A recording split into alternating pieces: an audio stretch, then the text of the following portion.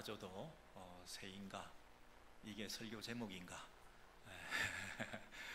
제목이 타조가 오늘 등장할 것 같긴 한데요. 그리고 오늘 주일에 오실 때 우리 황 목사님 귀한 찬양하실 거다 하는 그런 기대를 갖고 오셨죠. 그래서 과연 이 찬양을 통해서 우리 안에 좀 답답했던 게 좀 시원해지시고, 하나님께서 주시는 그 어떤 치유가, 회복이 그렇게 있는 것 같습니다. 여러분, 사실 모든 게 다 클리어되고 다 정리가 되고, 그래서 시원하고 즐거운 마음으로 이 예배 나온 분들이 과연 몇 분이나 되시겠습니까? 연말을 맞이해서 늘 조급하고 어수선하고, 이 몸도 마음도 힘들어지고, 산적한 여러 가지 문제들은 있고, 오랜 기도 제목을 가지고 있고, 그래서 이 답답함 가운데 하나님 옆에 나와 우리가 엎드려 있는 게 사실은 우리의 현 주소입니다. 그렇죠? 욥도 질문이 많았습니다. 왜? 해필 왜 나에게? 이런 질문을 가지고 계속 하나님 앞에 부르짖다가 오늘 드디어 38장, 39장 이제 하나님을 만나게 됩니다. 하나님 왜 이렇게 침묵하십니까? 이 왜라는 질문을 가지고 계속 질문한 그 자체는 참 귀한 일이었습니다. 그렇죠? 우리가 웬만한 어려운 일을 당하면 하나님을 떠나기 쉬운데, 끝까지 하나님만 소망 삼고 하나님만 붙들고 하나님 앞에 계속 질문하고 있는 이 자체가 사실은 귀한 믿음의 표현이다, 이렇게 말할 수 있을 거예요. 그렇죠? 근데 드디어 그렇게 침묵하고 나타나지 않으시던 그 하나님께서 38장에 딱 나타나시는 거예요. 오늘 저와 여러분 가운데 하나님께서 나타나신 줄로 믿습니다. 이 질문 가운데, 의문 가운데, 왜 가운데 답을 주시려고 이렇게 나타나셨어요. 그때에 여호와께서 폭풍우 가운데에서 욥에게 나타나셔서 딱 첫 마디가 뭐냐면, 네가 무지한 말로 생각을 어둡게 하고 있다, 이렇게 말씀하셨어요. 영어 표현을 보니까 My counselor 그랬습니다. 네가 무지하다, 지식이 없이 네가 하는 말들이라고 말했습니다. 여러분, 그러니까 지식이 없다, 무지하다, 그 자체를 꾸짖고 있는 것이 아니라 무지한 상태에서 네가 하는 말들이 조금 선을 넘는 말들을 네가 하는 것 아니냐.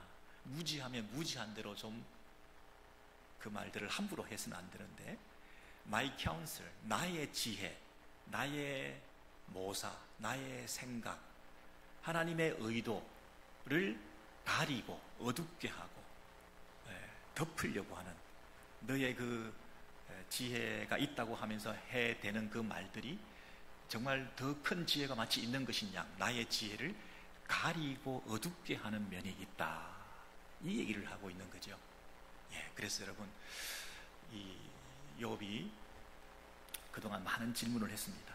근데 질문 자체가 나쁜 것은 아닙니다.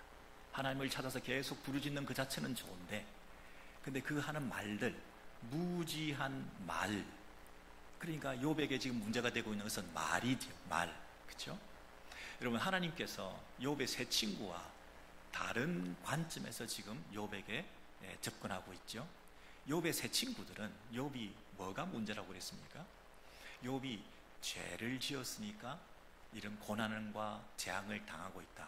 그러므로 네가 이런 고난과 재앙을 당하고 문제를 만나고 사고를 만나고 질병을 만나고 아픔을 만나고 이런 일들이 있는 걸 보면 네가 죄로 인해서 인과응보적으로 네가 이런 일을 당했기 때문에 너의 죄를 빨리 회개해라, 회개를 촉구하는, 죄를 지적하는 그런 욥의 세 친구들이었다고 한다면, 하나님께서는 뭐라고 얘기하시냐면, 네가 지금 죄를 지어서 고난을 당하고 있다, 죄를 지적하는 게 아니라 네가 지금 고난을 당하고 보니 네 입에서 나오는 말들이 그 말에 조금 문제가 있다, 이렇게 얘기를 하시는 거죠. 죄를 지어서 고난을 당하는 것이 아니라 고난을 당하고 보니 우리가 죄를 지을 수 있다 하는 면에서 조심해야 될 부분에 대해서 미무지한 말들을 너무 많이 하게 된 것에 대해서 조금 선을 넘는 부분에 대해서 하나님께서 지적하시고자 하시는 거죠. 하나님께서는 결코 네가 지금 고난을 당하는 걸 보니까 숨겨놓은 죄가 있었구나. 은밀한 죄를 내가 지적하고 그것을 회개하기를 내가 촉구한다. 이렇게 말씀하지 않으셨어요. 여러분, 지금 저와 여러분이 이런저런 어려움 속에 있는데 하나님께서 그런 어려움이 너 죄 때문이다 이렇게 얘기하시는 게 아니라, 이런 어려움들을 당한 가운데서 네가 어떤 말을 하는가, 이거 참 중요하다, 그렇게 지금 얘기를 하시는 거죠. 여러분, 그러면서 첫 번째 이제 질문을 이렇게 하십니다. 38장 4절 이하에 보시면, 내가 땅에 기초를 놓을 때 네가 어디에 있었느냐, 네가 깨달아 알았거든 말할지니라. 여러분, 처음에 땅에 기초를 놓을 때에 네가 어디 있었느냐, 이 얘기를 하나님께서 욥에게 하고 있는 이유가 뭘까요? 이 욥은 지금 이 세상, 하늘과 땅, 이 모든 우주 만물, 이 질서를 볼 때 욥의 입장에서는 이거 뭔가 잘못 돌아가고 있다, 이렇게 생각을 한 거예요. 그래서 내가 하나님을 만나면 한번 따지고 싶다. 하나님 왜 이러십니까? 하고 하나님 앞에 항변을 하고, 뭔가 이 세상은 불의가 많고 부조리가 만연해서 뭔가 이 악인이 형통하고 의인이 고난을 당하고 뭔가 문제 많은 이 세상 가운데 내가 살고 있어서 나도 이런 애매한 고난을, 나는 죄도 없이 이런 큰 고난을 당하고 있는데 이거 뭔가 잘못 돌아가고 있는 거다, 이 세상이. 그러니까 이 세상의 우주의 창조의 질서를 주관하고 계시는 그 하나님 만나면 내가 한마디 해야 되겠다.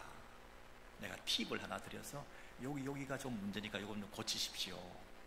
당신의 세상 경영 원리에 내가 힌트를 하나 드려서 그거 좀 고치시면 참 좋으시겠다 라고 말하고 싶었다는 얘기 아닙니까?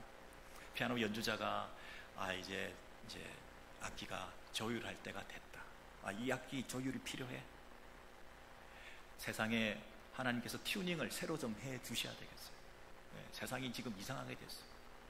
그러면서 이 창조주 앞에 문제가 있습니다. 내가 한마디 도와드리고 싶습니다. 라고 하는 그 의중을 하나님께서는 아시고 욥에게 뭐라고 얘기하냐면, 네가 이러쿵저러쿵 이 세상에 대해서 얘기를 하는데 네가 이 세상 처음 만들 때 있었냐, 이렇게 물으시는 거죠. 하나님께서 땅에 기초를 놓을 때 네가 어디에 있었냐. 여러분, 이게 차원이 다른 얘기죠. 근데 그 창조시에 하나님의 아들들이 다 기뻐 소리를 질렀느니라. 이 천사들이 기뻐하며 즐거워했다. 이 말은 이 창조가 아름답게 완성되었다, 하나님께서는 보시기에 좋았다, 이렇게 만들어진 이 세상 가운데에 그 다음에 뭐가 등장하느냐 하면 바다가 등장합니다. 바다가 그 모태에서 터져 나올 때에, 여러분, 아까 하늘과 땅을 만드셨다고 할 때는 내가, 하나님께서 만드셨다고 이렇게 선언하셨는데, 바다가 만들어지는 것에 대해서는 하나님께서 만드셨다고 하지 않고 바다가 그 모태에서 터져 나올 때에 약간 사뭇 다른 어조로 말씀하고 계십니다. 그런데 그 바다가 터져 나올 때에 그 바다의 물을 가둔 것은 누구냐? 내가 가두었다, 그렇게 말하죠. 그때에 내가 구름으로 그 옷을 만들고 흑암으로 그 강보를 만들고 한계를 정하여 문빗장을 지르고, 이 표현들을 반복되는 걸 보십시오. 옷, 강보, 한계, 문빗장, 그리고 여기까지 더 넘어오지 못하리니, 그 경계를 정해주셨죠. 그리고 바다의 그 높은 파도가 여기서 그칠지니라, 이렇게 하나님께서 말씀하셨다는 거예요. 여러분, 이 파도가 팍 치면 뭐 얼마나 무섭습니까? 근데 해변가에 큰 바위가 있으면 거기를 팍 치고 그 포말이 하얗게 부서지면서 그 큰 힘이 갑자기 산산조각이 나면서 아무것도 아닌 힘이 빠지게 되는 그런 모습을 우리가 본 적이 있죠. 하나님께서 여기까지 이렇게 정하셨다는 거예요. 근데 이 바다 얘기가 나오면 욥이 잘 알아들었을까요? 이미 7장에서 욥이 자기가 바다 얘기를 스스로 한 적이 있습니다.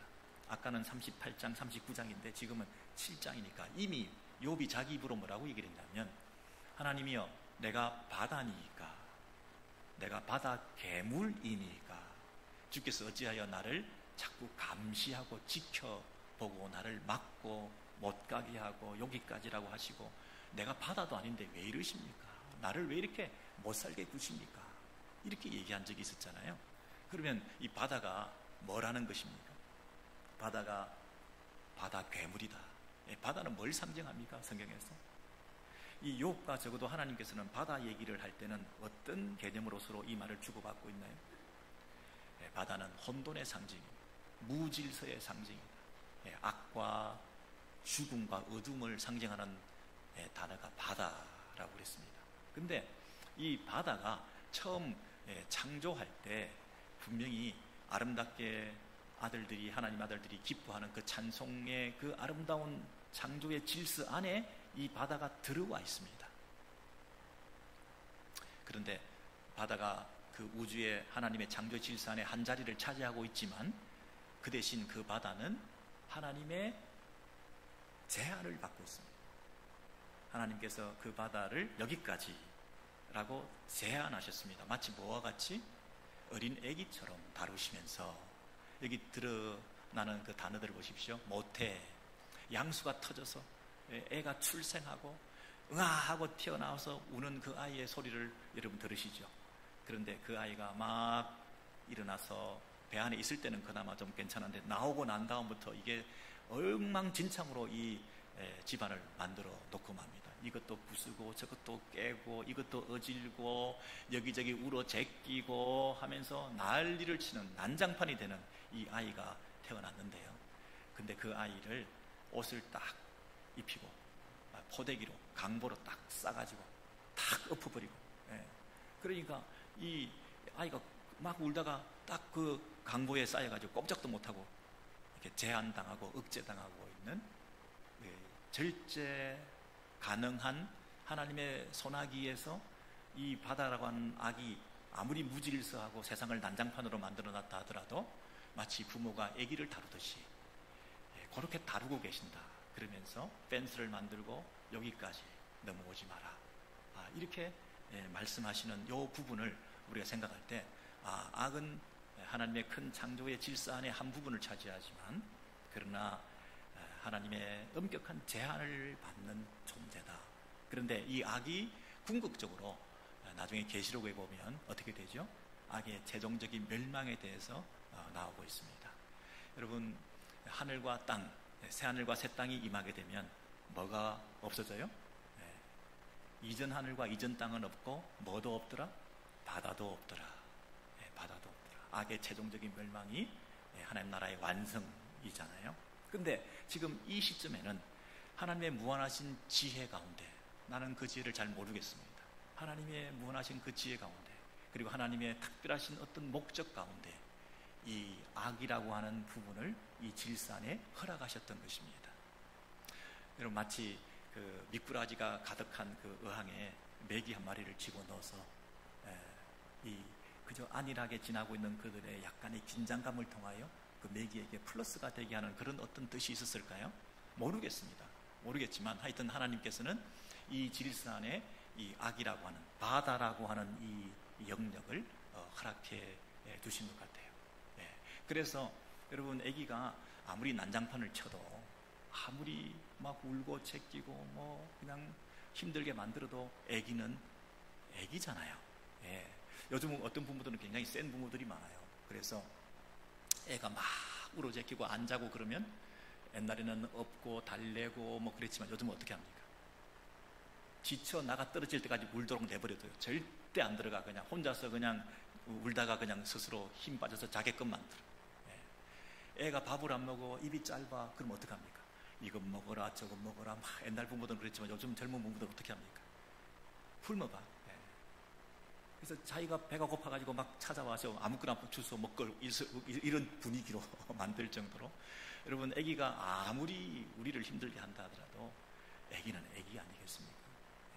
어떤 면에서 저와 여러분의 삶 가운데 지금 뭔가 들어왔어요.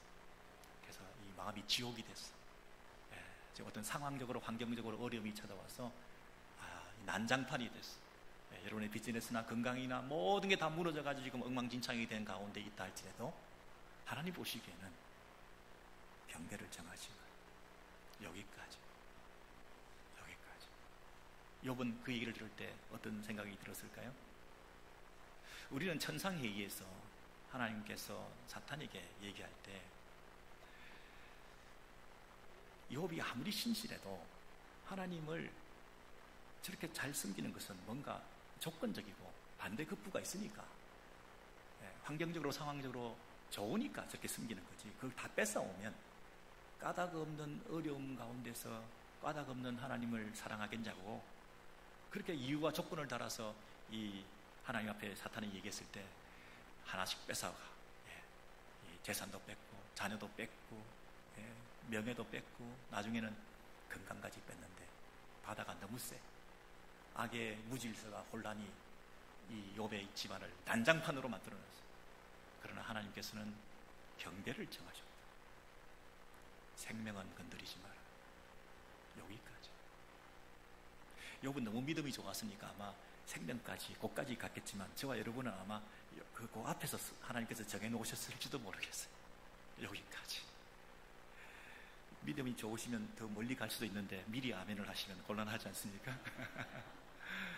하나님께서요, 사람마다 케이스 바이 케이스 우리의 형편과 사정을 아시고 감당치 못할 시험 당함을 허락지 아니하신 하나님께서 여기까지. 여러분, 많은 어려움을 당한 가정을 보면 정말 하나님의 은혜로 감당하는 면도 있지만 하나님께서 우리의 믿음을 귀하게 보신 거예요. 그러면 참 축복이죠. 그래서 무사안이라고 태평하고 아무 일도 없는 것이 믿음이 좋은 게 아니고 하나님 축복이 아니라 하나님께서 당신의 무한하신 이해할 수 없는 어떤 지혜 가운데, 하나님의 어떤 선하신 목적 가운데 이 일을 허락해 가시면서 이거를 다루어 가시고 섭리해 가시고 우리를 빚어 가시는 이 하나님의 손길이 있음을 우리가 분명히 믿으시기를 바랍니다. 여러분, 악이라는 그 질서가 들어와 있지 않은 것이 하나님의 선한 창조가 아니라 하나님의 아름다운 선한 창조 안에 이 악이라는 제한된 요소들이 자리하고 있다는 것이 하나님의 선한 창조임을 분명히 믿습니다. 그래서 여러분, 이런 하늘과 땅, 이 바다 이런 것들을 다 만들어 놓으시고 세팅해 놓으신 가운데 이제 생물들이 이제 존재하는데 이 생물들도 보시면 너무나 놀라운 생물들이 많이 있는데 이 성경에 욥기에 이 많은 생물들이 나오고 하나님이 그걸 다 일일이 열거하시는 걸 보면 하나님 진짜 창조주 맞으시는 것 같아. 어떻게 그걸 다 아시지? 그래서 하나님께서 그 생물들 다 열거하시는데요, 그 일일이 다 제가 기록하지 못했습니다. 여기 보면 사자, 까마귀, 염소, 들나귀, 들소, 이들의 그 생활을 보면 정말 신비하고 오묘해요. 그 속에 아름다운 질서가 있어요. 인간의 생각과 지혜를 뛰어넘는 하나님의 놀라운 지혜가 이게 다 담겨 있어요. 어떻게 저렇게 살아갈 수가 있냐. 사자가 먹이를 사냥하는 것, 참 어떻게 그렇게 이 숲속에 숨어 있다가 다 기다리는, 사자가 그 기다리는 걸 어떻게 배웠을까. 그냥 포악하고 활동적이고 뛰어다니고 하는 그 사자의 또 양면성을 우리가 보면서 저런 건 어떻게 배웠지. 까마귀가 하나님을 향해 부르짖으며 먹을 것이 없어 후우적거릴 때에 먹이를 마련하는 이가 누구냐.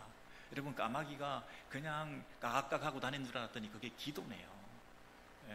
하나님께서 그 부르짖는 소리를 들으시고 기도 응답으로 먹이를 마련해 주신다는 거예요. 그냥 자기가 잘나서 찾고 다니고 먹고 이렇게 자연계의 어떤 먹이 사슬에 의해서 이렇게 포식자가 있고 먹히는 사람이 있고 뭐 이러면서 돌아가는 이런 어떤 자연 법칙에 의한 것이라기보다는 그런 법칙을 하나님이 사용하시지만 그 모든 것을 지혜롭게 비해서 조절하시고 작동시키시고 아름답게 만들어 가시는 것은 하나님이 하시는 것이다. 그러니까 욥이 생각할 때 자기가 경험하고 자기가 이해할 수 있는 그 경계를 뛰어넘는 그 속에 하나님께서 무질서하게 존재한다고 생각한 부분에서 제 말이 이해되십니까? 요 틀 안에 있는 것만 질서고 그 바깥에는 하나님이 작동하지 않는, 하나님의 이 통치가 미치지 않은 영역이 있다고 생각을 하는데, 이 욥의 입장에서는 그런 어떤 틀에 가두어져서 당신의 하나님의 그 지혜와 능력에 대해서 의심하고 있는 상황에서 하나님께서는 네가 생각하는 것 이상으로 더 큰 지혜와 능력으로 하나님께서 이 오묘한 질서를 유지해가고 계신다는 것을 지금 말씀해 주고 계시는 거잖아요. 여러분, 제가 최근에 바닷가에 나갔다가 제가 찍은 영상을 하나 제가 여러분에게 보여드리려고 욥기 강의할 때 심혈을 기울여서 만든 이 새 이름은 눈, 스노우입니다. 눈 물대새. 눈 물대새가 아니고요, 눈 물대새인데, 저 다리가 보이시나요? 저 뒤에 눈이 달린 것도 아닌데 그냥 이 소리만 들어서 그런지 그냥 파도가 오면 재빨리 다시 올라가고요.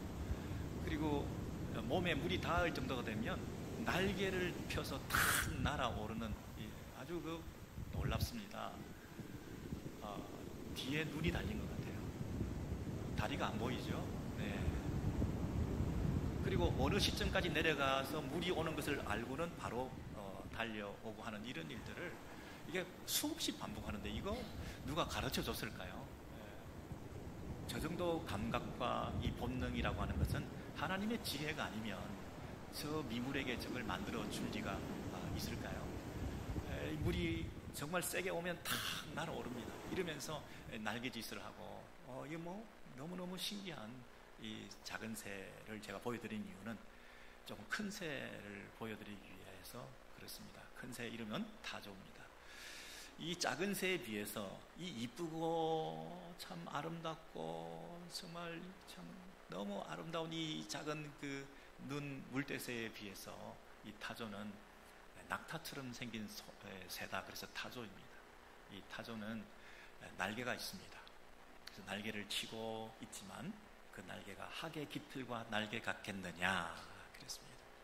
그 말은 학은 얼마나 고매한 모습을 가지고 있습니까? 너무 순결하고 고매하고 그 자태가 아름다운데 그 날개짓하는 것이 얼마나 아름답습니까? 그런데 타조는 날개를 치나 날지도 못한다. 그런 뜻이죠. 여러분, 공중 나는 새를 보라. 그 누가 하신 말씀입니까? 새는 공중에 날아다녀야 그게 새 아니겠어요? 근데 이 타조는 새인데 날 수가 없어요. 날개는 있지만 날 수가 없어요. 근데 이 타조는 이 알을 낳고도 이 모태로서 모성애적인 본능으로 그 알을 품고 이르질 않아요. 그냥 뜨거운 모래에 알을 낳아놓고는 그냥 그 모래에 의해서 뜨거워지기도 하고, 심지어 암컷이 품지 않고 수컷이 와서 품을 때가 있어요. 근데 이 타조가 발에 밟혀 알이 깨지는 거나 들짐승에게 밟히는 것이나 이런 것에 대해서 별로 케어하지 않아요. 그래서 심지어 낳아놓은 그 알의 80% 정도가 유실돼요. 다른 짐승이 먹거나 뺏어가거나 그러는 정도로 별 관심이 없어요. 그리고 새끼에 대해서도 모질게 대한다. 제 새끼가 아닌 것처럼 한다. 그리고 알을 낳고 새끼를 키우고 한 그 고생한 것이 헛되게 될지라도 별로 케어하지 않는다. 두려워하지 않는다. 내 새끼 너무 그렇게 붙들고 있지 않는다는 거예요. 이 새끼를 그냥 내버려 둘 정도로 이 타조는 다른 데 관심이 있는데, 그것을 뭐라고 얘기하냐면, 이는 하나님께서 지혜를 베풀지 아니하셨고 총명을 주지 아니함이라. 여러분, 여기에 갑자기 하나님의 지혜와 총명 얘기가 왜 타조에게 나올까요? 금방 조금 전에 봤던 그 눈 물대새는 지혜와 총명을 타고났어요. 파도가 밀려올 때 막 갔다가 또 새끼 그 먹이를 먹기 위해서 또 막 내려갔다가 그 조금만 가까이 오면 막 날아올랐다가, 이 질서가 얼마나 아름답습니까? 하나님이 주신 지혜와 총명으로 그렇게 잘 살아가고 있는데, 이 타조는 그런 지혜와 총명을 타고나지 않았다는 거예요. 날아다니는 모습도 없고, 날개는 있는데 날 줄도 모르고, 알도 낳아놓고 관리도 안 하고 관심도 없고, 그냥 이게 왜 이게 새인가, 새도 아니다 하는 이런 생각이 들 정도로 이 타조에 대해서는 의문투성이, 창조의 역설, 하나님께서 만드신 익살맞은 하나의 피조물, 이 창조물이라기에는 하나님이 지혜와 총명을 타고났다고 생각하기에는 너무나 지혜롭지 못해 보이는 이런 타조. 그런데 한 가지, 그러나 그것이 몸을 떨쳐 뛰어나갈 때는, 막 달려갈 때는 여러분 시속 80km, 90km를 달리는 여러분, 이 치타 다음으로 빨리 달리는, 그래서 심지어 말도 우습게 여기는, 말과 그 위에 탄 자를 우습게 여기느니라. 여러분, 말 위에 누가 탔습니까? 용사가, 군사가, 기수가 타고 막 달리는데, 이 타조가 심지어 누구를 우습게 여긴다고요? 사람을 우습게 여길 정도로. 여러분, 타조가 막 달려나가는 그 모습을 여러분 보신 적 있으십니까? 타조는 생긴 것은 어떠십니까, 여러분? 눈만 이렇게 크고 얼굴은 요만해. 그리고 목은 길다랗고 어떤 거는 2m까지 내려 크는데 아무런 볼품이 없는 건데, 이 녀석이 옆에 있는 가족이나 새끼나 알이나 돌보지 않아. 그거 밟혀줘도 두렵지도 않아. 그 케어하지 않아. 근데 한 가지 막 달려가는 하나의 그 천재성을 타고났다는 거예요. 이 타조가 날개가 있는데 날지 못하는 새. 타조는 새인가? 타조가 새인가요? 타조가 새다 아니다는 것은 기준은 뭐냐면, 날개가 있는데 날아야 새다라는 선입견을 우리가 가지고 있는 거죠. 기본적인 전제가. 타조는 날지 못한다. 그러므로 타조는 새가 아니다 라는 결론에 섣불리 우리가 도달할 수가 있죠. 첫 번째, 새는 날아야 된다. 날개가 있으면 날아야 된다. 새는 날아야 되는데 타조는 날지 못하기 때문에 타조는 날개가 있어도 새가 아니다. 욥은 어떤가요, 여러분? 욥은 지금 날개가 다 부러졌죠.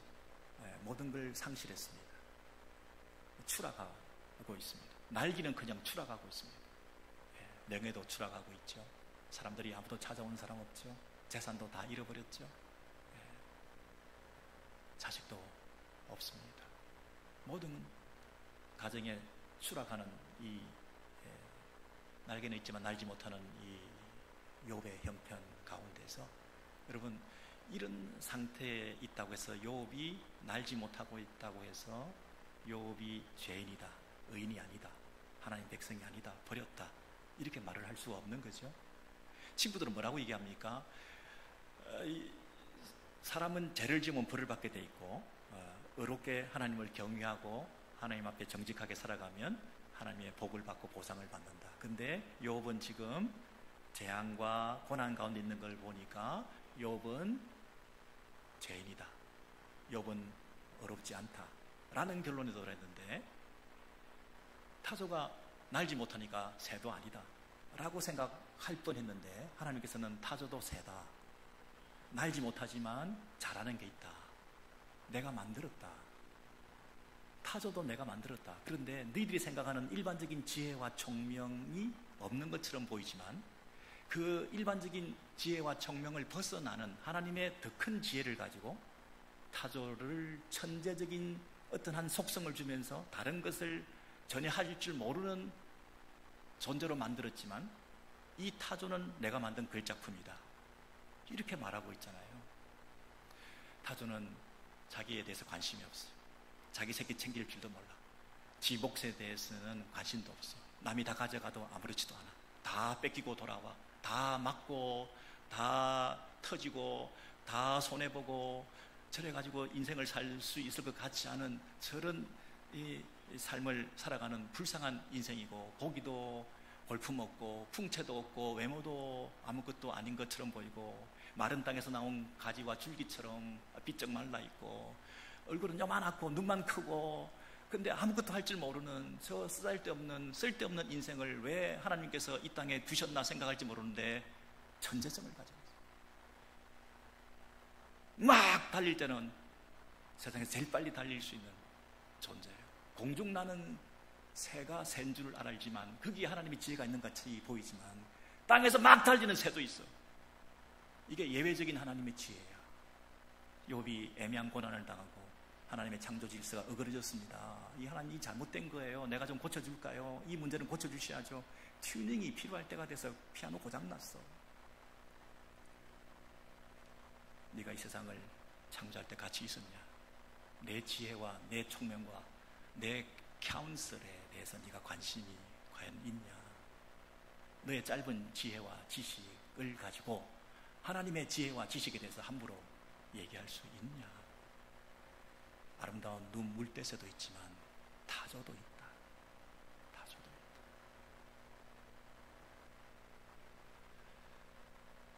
여러분,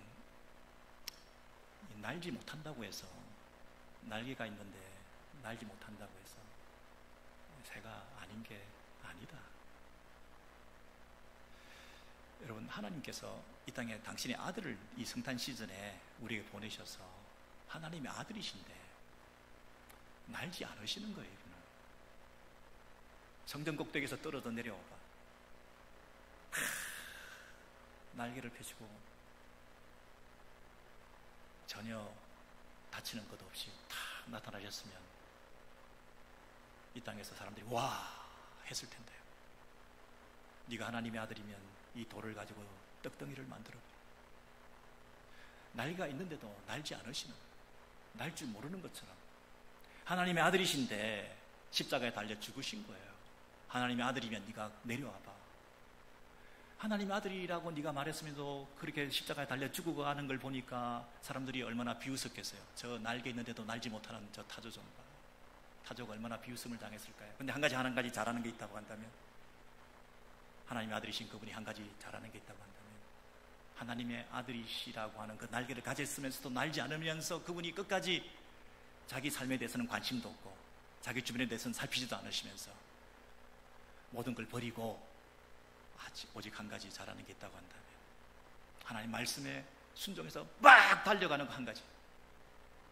뒤도 돌아보지 않고 옆에도 보지도 않고 하나님 앞에 순종하는, 십자가로 향해서 마치 불나방처럼 자기가 죽는 줄도 모르고, 아니 예수는 자기가 죽는 줄 알고 그 십자가로 달려가셔서 자원하여 우리를 건져내신 그 구원의 역설, 이게 하나님의 지혜의 탁월함이죠. 우리가 상상하지도 못했던, 이해할 수도 없는 그 하나님의 지혜를 가지고, 일반적인 지혜 말고 일반적으로 온 우주 만물 자연 질서 가운데 있는 이 아름다운 하나님의 창조의 질서, 그것도 아름답지만 악인이 벌받고 선한 사람이 복을 받는 이것도 참 아름답지만, 인과응보적으로 하나님께서 통치하시고 다스리는 이 세상의 어떤 영적인 질서도 참 아름답지만, 그러나 그렇지 않은 경우, 예외적인 경우, 희한한 경우, 나에게 나타난 경우, 저와 여러분 가운데 특별하게 나타난 희한한 일들, 그런 일들 가운데서도 하나님이 지혜롭지 못해서가 아니라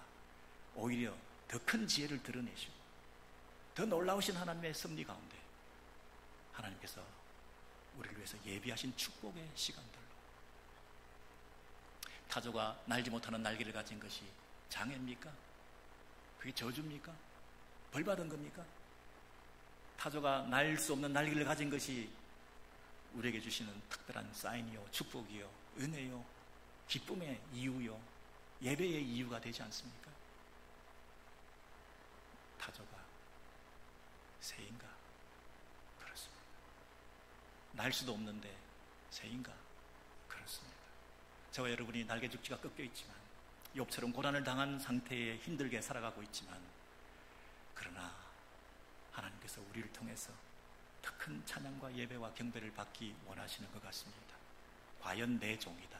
일반적인 자연 질서 안에 속해서 살아가는 그 삶도 아름답지만, 특별한 경우에 나에게 닥친 특별한 상황 속에서 천재성을 가지고 허락하신 그 하나님의 놀라우신 지혜를 우리가 인정한다면, 그 어려운 가운데서도 지혜의 하나님을 창조하고 내 무지한 말로 하나님의 지혜를 가리는 일이 없도록 하나님을 더 높여드리는 예배의 삶을 저와 여러분이 회복하실 수 있게 되기를 소원합니다.